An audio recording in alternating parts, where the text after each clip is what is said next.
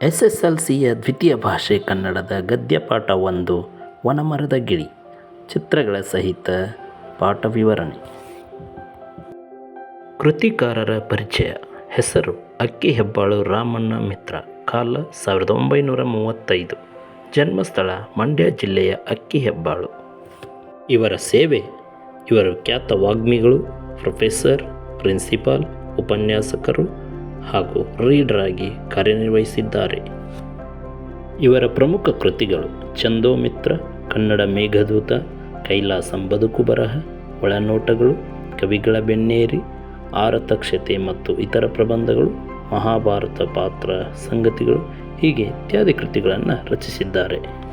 ಇವರಿಗೆ ದೊರೆತ ಪ್ರಶಸ್ತಿಗಳು: ನವರತ್ನ ರಾಮ್ ಪ್ರಶಸ್ತಿ, ವರ್ಧಮಾನ ಪ್ರಶಸ್ತಿ, ಕಾವ್ಯಾನಂದ ಪ್ರಶಸ್ತಿ, ಗೋರೂರು ಸಾಹಿತ್ಯ ಪ್ರಶಸ್ತಿ ಇತ್ಯಾದಿ.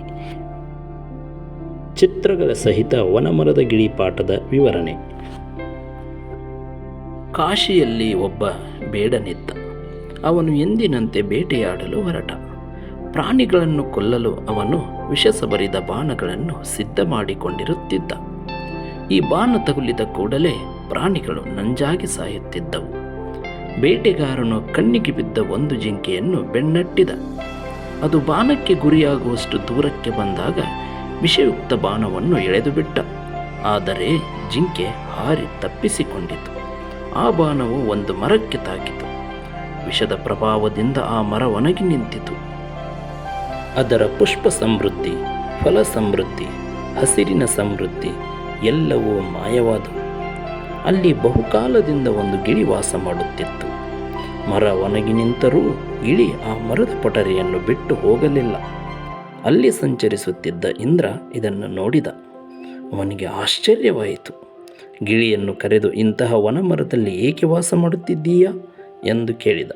ಆ ಮಾತಿಗೆ ಗಿಳಿ ಹೀಗೆ ಹೇಳಿತು: ಹಲವಾರು ವರ್ಷಗಳಿಂದ ಈ ಮರ ನನಗೆ ಆಶ್ರಯ ಕೊಟ್ಟಿದೆ, ಹಣ್ಣು ಕೊಟ್ಟಿದೆ, ತನ್ನ ಹಸಿರು ಬಣ್ಣದಿಂದ ನನ್ನ ಮನಸ್ಸಿಗೆ ಮುದ ನೀಡಿದೆ, ನೆರಳು ನೀಡಿದೆ. ಆದರೆ ಈಗ ದುರದೃಷ್ಟದಿಂದ ಅದನ್ನು ರೋಗ ಬಡತನಗಳು ಕಿತ್ತು ತಿನ್ನುತ್ತಿವೆ. ಹಾಗೆಂದು ಈ ಸ್ಥಿತಿಯಲ್ಲಿ ನಾನು ಅದನ್ನು ಕೈಬಿಟ್ಟು ಬೇರೆ ಕಡೆ ಹೋಗಿ ಆ ಮರಕ್ಕೆ ಕೃತಜ್ಞನಾಗಲೇ? ನಾನು ಎಲ್ಲೋ ಹೋಗಿ ಆಹಾರವನ್ನು ಸಂಪಾದಿಸಿಕೊಂಡು ಬರುತ್ತೇನೆ, ಆದರೆ ವಾಸ ಮಾತ್ರ ಇಲ್ಲೇ. ಇಂದ್ರನಿಗೆ ತುಂಬ ಸಂತೋಷವಾಯಿತು. ಗಿಳಿಯ ನಡತೆ ಕೂಡ ಸಾಮಾನ್ಯವಾದ ಲೋಕವರ್ತನೆಗೆ ವಿರುದ್ಧವಾಗಿದೆ ಎಂದುಕೊಂಡ. ಆ ಗಿಳಿಯ ತತ್ವನಿಷ್ಠೆಯನ್ನು ಮೆಚ್ಚಿಕೊಂಡ. ಮನುಷ್ಯನ ಆದರ್ಶ ಬದುಕಿಗೆ ಈ ಗಿಳಿಯ ಸೂತ್ರ ಮಾದರಿಯಾಗಬಲ್ಲದು ಎಂದುಕೊಂಡ. ಹೀಗೆ ಪರಹಿತಾಕಾಂಕ್ಷಿಯಾಗಿರುವ ಗಿಳಿರಾಯನಿಗೆ ಏನಾದರೂ ವರವನ್ನು ಕೊಡಬೇಕು ಎಂದು ತೀರ್ಮಾನಿಸಿದ.